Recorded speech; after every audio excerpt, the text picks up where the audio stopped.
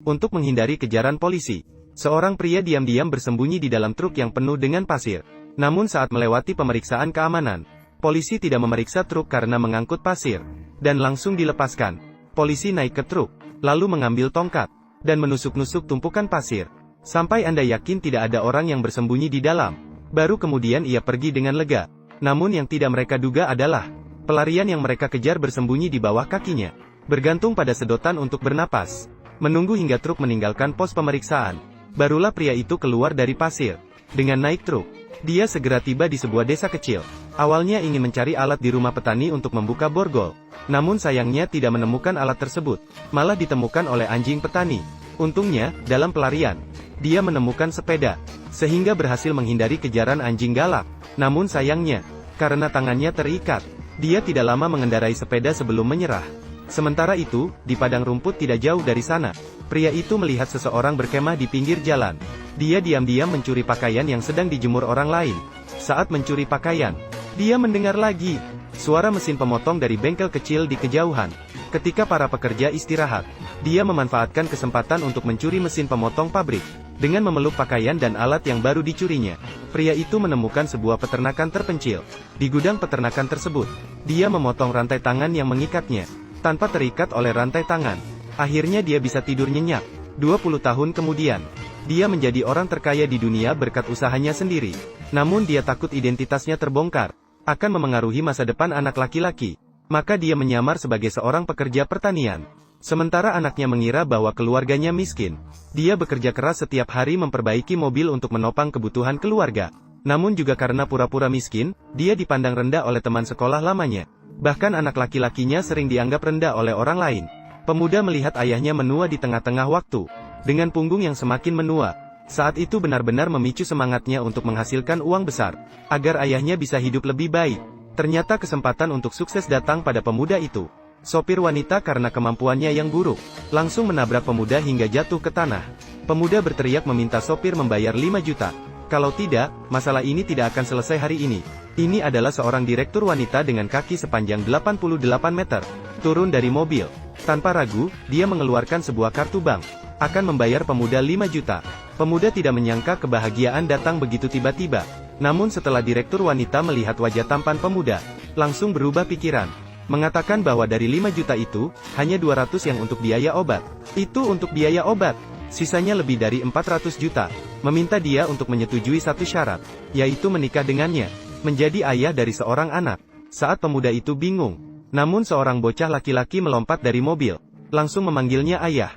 Meskipun pemuda itu sulit menerimanya untuk sementara waktu. Namun dihadapkan dengan godaan uang. Akhirnya, tanpa bisa menahan diri, ia menyetujui bos wanita itu. Anakku, ayah ingin kamu mati.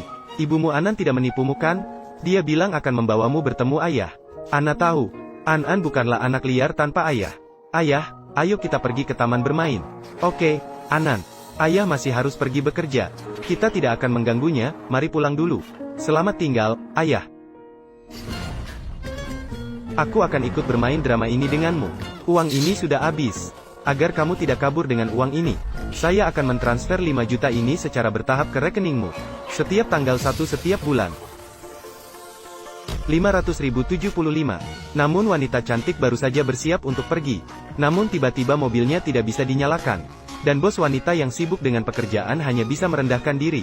Naik motor listrik kecil pemuda itu menuju kantor. Tidak pernah terpikir bertemu dengan pewaris kaya yang mengejar CEO. Melihat pemuda itu bersikap akrab dengan Dewi di hatinya, pewaris kaya hampir meledak marah. Anak ini harus menjauhi Meng Jinsu. Jangan berharap makan daging angsa jika kamu kodok. Chu Yue tidak salah. Dia adalah suamiku. Benar. Jangan ganggu ayah. Meng Jinsu. Apa yang orang seperti ini bisa berikan padamu? Apa yang membuatmu tertarik padanya? Lihatlah dengan jelas. Ini mobil baru yang kuberikan padamu. Bernilai 2 miliar. Ada surat niat kerjasama ini. Bernilai 3 miliar. Asalkan kamu setuju menikah denganku. Semua ini milikmu. Aku akan merawat istriku sendiri. Kamu butuh untuk memberikan. Kamu merawat, tapi dari mana uangnya? Setiap transaksi bisnisku dimulai dari jutaan. Sedangkan kamu, lihatlah penampilanmu yang buruk. Apakah gajimu sebulan 5,000 yuan? Gong Yiming, jangan bicara lagi. Aku tidak akan menyesal memilih Chu Yue sebagai suamiku. Saya tidak akan menyesalinya. Tolong pergi. Meng Jinsu, kamu memilih siapa sebagai suami? Bukan keputusanmu. Kuas jagung. Besok di pesta ulang tahun pamanku. Aku akan datang tepat waktu. Nanti. Pulanglah dan bicarakan dengan keluarga. Apakah kamu pikir pamanku dan bibiku akan memilihku? Atau orang ini? Kamu berani datang? Siapa yang tidak pergi, cucunya yang rugi. Baiklah, ulang tahun besok di pesta. Kamu tidak boleh mengeluarkan uang untuk Jinsu. Berani? Kamu sudah takut? Ingatlah apa yang baru saja kamu katakan. Siapa yang tidak pergi, cucunya yang rugi. Sepertinya kamu harus mencari solusinya sendiri. Ayahku suka seni lukis. Belikan dia lukisan yang bagus. Dia akan suka. Ayo pergi, Anan. Bukan itu. Ayah, semangat. Seni lukis. Sudahlah. Pergi ke pasar barang antik dan beli yang palsu saja. Ini dikirim oleh keluarga Bai dari ibu kota. Lukisan burung pinus panjang umur. Bernilai 50 juta. Mereka ingin Anda mempertimbangkannya. Kerjasama dengan mereka. Letakkan itu dan mulailah bekerja. Baiklah.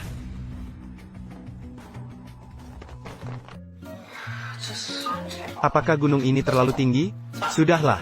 50 yuan untuk apa sepeda? Ayah.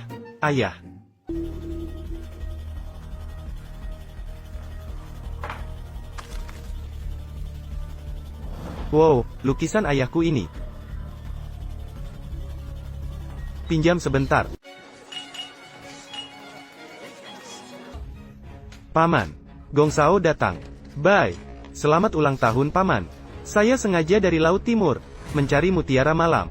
Semoga Paman panjang umur. Semoga keberuntungan selalu menyertai. Mutiara malam Laut Timur sebesar ini. Setidaknya bernilai puluhan juta. Gong Sao sudah mengeluarkan uang. Tidak perlu, Bibi.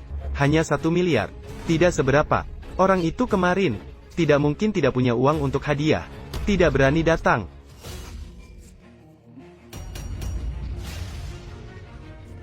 Apakah dia orang yang dulu? Suanger. Orang tua. Dia adalah ayah Anan, Cu Yue. Paman dan Bibi. Namaku. Jangan panggil aku Bibi. Jadi kamu membuat Jinsu hamil sebelum menikah. Pergi setelah melakukan kesalahan.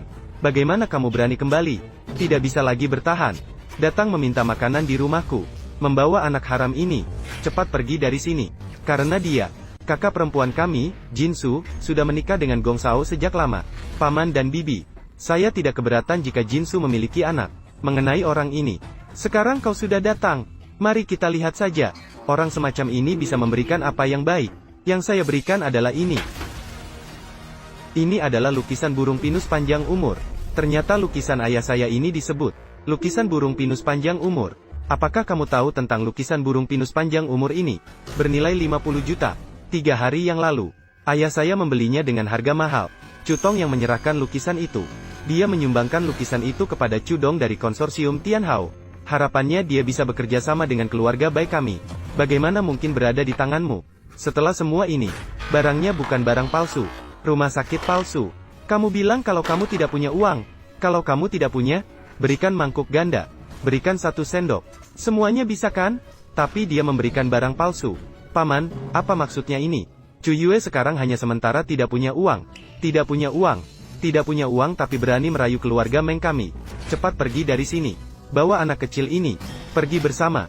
Ayah. Cu Yue adalah ayah kandung An.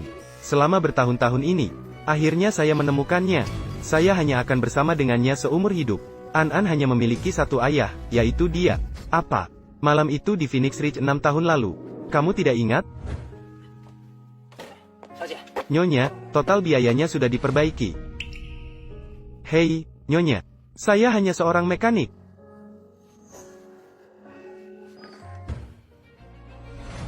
Kamu. Jadi begitu. An adalah putra kandung saya. Saya mencarimu selama 6 tahun. Akhirnya saya menemukanmu. Kamu tahu betapa sulitnya hidupku selama ini. Apakah hidupmu begitu sulit? An sangat merindukanmu, anakku. Maaf ya, Jinsu, aku akan menebusnya. Kesepian selama 6 tahun ini. Dan hidup bersama An dalam kebahagiaan. Jijik. Kamu bahkan tidak bisa memberikan hadiah ulang tahun. Hanya bisa memberikan lukisan palsu. Mengapa mereka bisa hidup dengan baik? Apakah kamu lebih suka mengumpulkan sampah atau mencuci piring? Cepat pergi dari sini. Ya, Jinsu. Gong Sao adalah pasangan yang cocok untukmu. Orang ini penuh dengan kebohongan. Saya tidak sebanding denganmu. Surat Jin.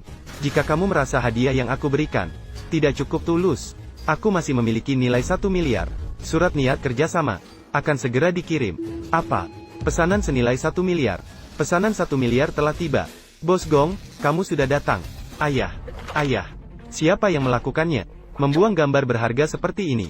Dibuang begitu saja. Ayah. Apakah kamu salah lihat? Lukisan ini hanyalah barang palsu. Bagaimana mungkin aku salah lihat? Lukisan ini jelas-jelas adalah karya asli Jin Lian. Bernilai 50 juta. Apa? Lukisan ini ternyata asli. Tak terduga. Orang ini benar-benar memiliki barang berharga seperti ini. Kamu ini. Lukisan ini adalah milik keluarga Bai. Diberikan kepada Direktur Chu dari konsorsium Tianhao. Jujurlah. Apakah kamu mencurinya? Ini milikku. Ini dari ayahku. Ayahmu. Ayahmu adalah siapa lagi? Bagaimana mungkin ada lukisan begitu berharga? Katakanlah, ayahmu adalah kaya raya dunia. Salah satu orang terkaya di dunia. Direktur Chu dari konsorsium Tianhao bukan? Sepanjang hidup ini, aku akan bersama Chu Yue. Jangan tak tahu diri. Meskipun saya tidak punya uang sekarang, tapi saya akan bekerja keras untuk mendapatkan lebih baik. Hidup yang lebih baik. Aku. Gong Shao adalah elit bisnis di Qingzhou. Dengan pendapatan bulanan di atas jutaan. Bahkan ada sebuah grup Gong. Dengan ayah sebagai CEO. Berapa gajimu? Siapa ayahmu? Kamu punya apa untuk dibandingkan dengannya? Kakak. Kami sudah menyelidiki. Ayah orang ini. Dia sangat terkenal. Seorang pekerja migran. Aku pikir kamu punya kepercayaan diri. Ternyata hanya anak tukang batu. Pria tampan, ayahnya tetap pria tampan. Genetika adalah takdir. Genetika. Bagaimana mungkin menjadi sukses? Dari dirimu, kita bisa melihat. Ayahmu hanyalah orang biasa. Sangat menyedihkan. Kamu bisa menghina aku. Jangan hina ayahku. Hina ayahku. Ayahmu tidak kompeten tapi tidak boleh dikritik. Hari ini adalah ulang tahun besar paman. Ayahku memberikan pesanan senilai 1 miliar. Sedangkan ayahmu, dia mungkin butuh 8 generasi untuk menghasilkan uang sebanyak ini. Tidak akan pernah bisa menghasilkan sebanyak itu. Kamu paling tahu diri. Keluarga sepertimu. Kondisimu seperti ini. Tidak pantas dengan Jinsu.